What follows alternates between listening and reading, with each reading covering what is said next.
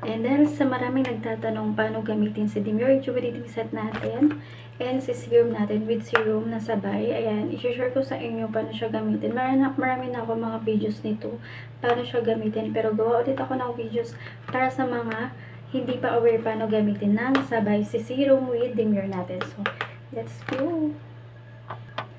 So, i-shake natin si toner natin every time na gagamitin natin siya. Ayan.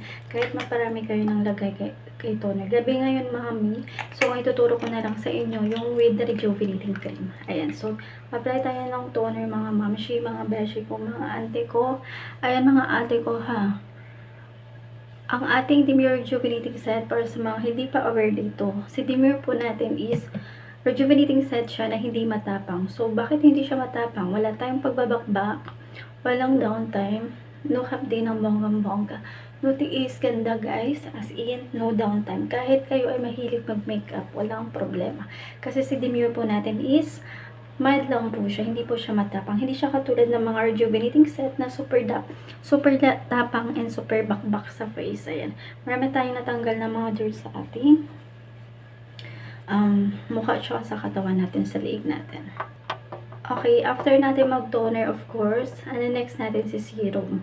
Okay, nakapag-wash na tayo ng mukha using Kojic. Ayan, nakapag-toner na tayo. Next natin si serum natin kapag isasabay natin kay Demure natin.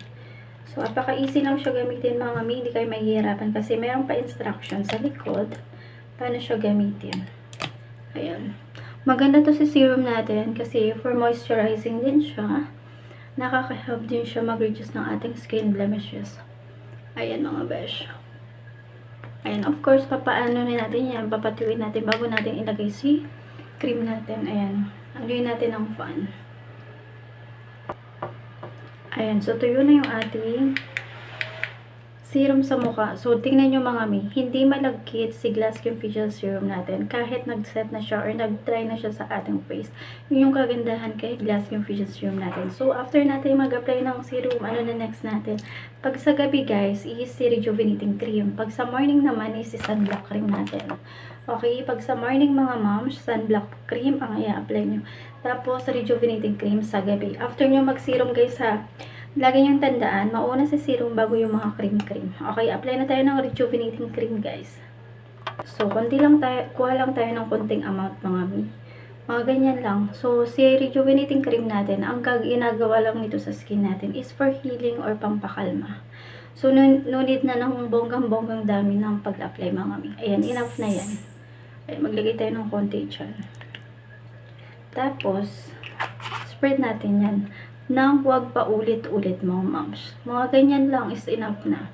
Huwag siya yung binabalik-balikan pa ulit-ulit kasi sabi ng iba guys, namumuo daw siya. Yes, mamumuo siya lalo na kapag marami kayo nang in-apply tapos pabalik-balik yung pag-apply nyo sa mukha nyo.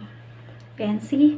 Ang bilis niya lang i-blend guys. Hindi siya mamumuo dyan pag hindi marami ang paglagay nyo tapos hindi pa balik-balik yung apply nyo mga moms. So, ganun lang mga mi. Ang lakas makaglue, glass skin ng face, nakakadry ng tigyawat mga mi. Ayan, meron akong tigyawat dito ng a little bit. Patubo pa lang siya mga moms.